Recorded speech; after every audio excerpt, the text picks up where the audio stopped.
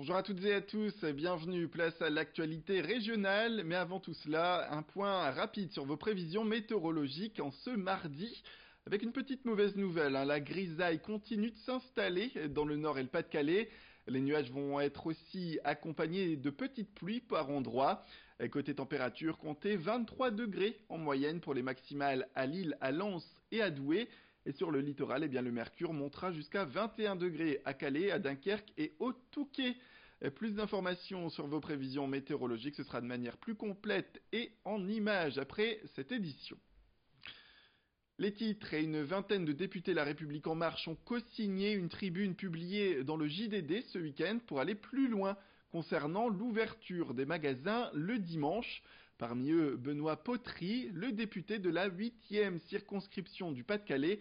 Pour lui, le projet de loi sur la croissance des entreprises, dit la loi Pacte, est une solution aujourd'hui pour revenir plus en détail sur le sujet du travail dominical. Pour lui, la loi Macron datant de 2015 permettant l'ouverture des magasins le dimanche est un succès, il faut aller plus loin.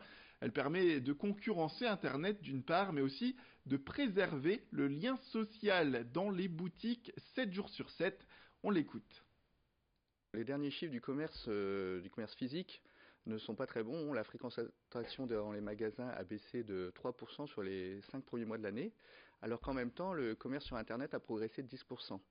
Donc je pense que depuis de nombreuses années, le chiffre d'affaires des commerces baisse et qu'il faut réagir. Alors il y a différentes pistes et l'ouverture du dimanche peut être une piste pour faciliter et faire rebondir le chiffre d'affaires des commerçants. C'est une piste sensible aussi. C'est une piste sensible, c'est pour ça qu'on veut rien forcer, on ouvre le débat, c'est juste ouvrir le débat. Le gouvernement a lancé un plan de revitalisation des centres-villes et la question peut se poser aussi de savoir si avec ce plan, l'ouverture du dimanche dans les centres-villes peut être une piste pour justement enrayer le déclin du commerce.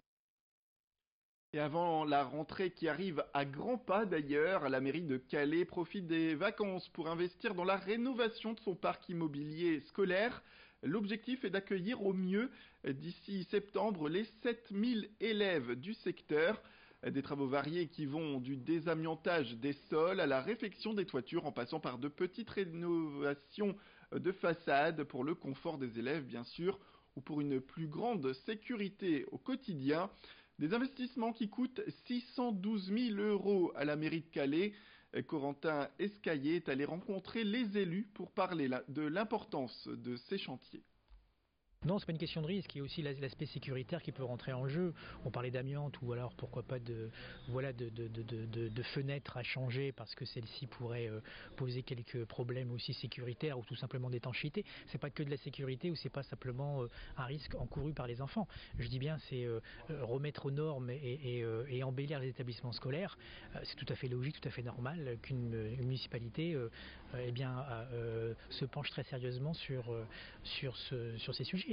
Donc ce n'est pas que de la sécurité effectivement, ça passe aussi par de l'embellissement, par de la remise aux normes, réfection de toiture je dis bien ou de fenêtres.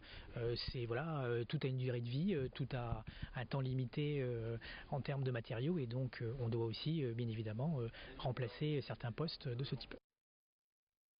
Et pour terminer cette édition, le grand angle de la rédaction, direction la ville de Dèvres, où le village des métiers d'art abrite une dizaine d'artisans regroupés dans un complexe de 2000 mètres carrés.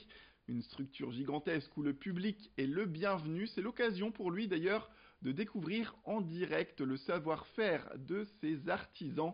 Nous sommes allés pousser les portes de ce temple dédié à la décoration notamment.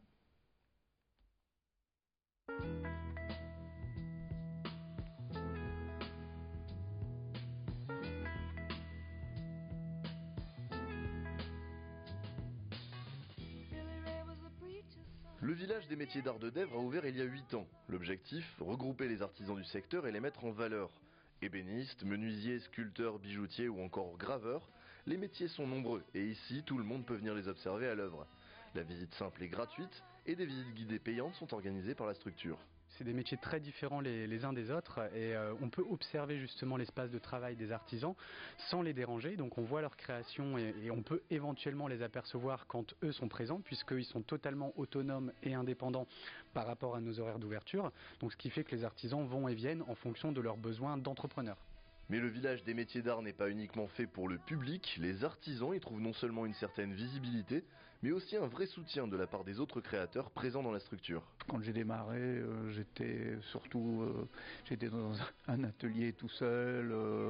Les coups de blues, c'est pas toujours évident, tandis que là, un coup de blues, on n'a pas le temps, quoi. On a toujours le voisin qui passe, remonter le moral. Puis bon, quand on a l'un ou l'autre problème, on a toujours quelqu'un pour aider. Si ce n'est que pour charger des pièces un peu lourdes, pour bouger des trucs, on a toujours quelqu'un qui sera là. Le bâtiment est conçu pour offrir aux visiteurs un angle de vue intéressant sur les ateliers, sans pour autant déranger les artisans dans leur travail. C'est là le principal atout du village des métiers d'art.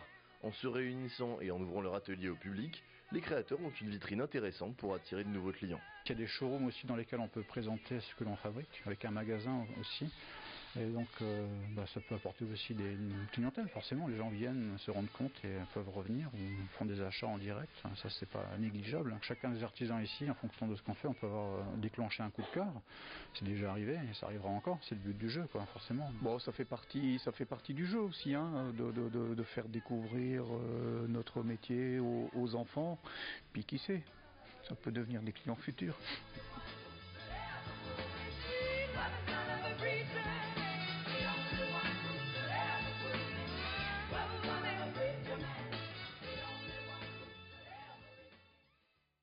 Voilà pour ce village des métiers d'art à découvrir tous les jours à Dèvres.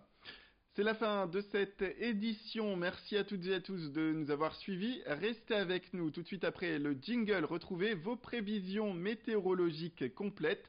Sans oublier un prochain flash info qui arrive comme toujours au prochain quart d'heure.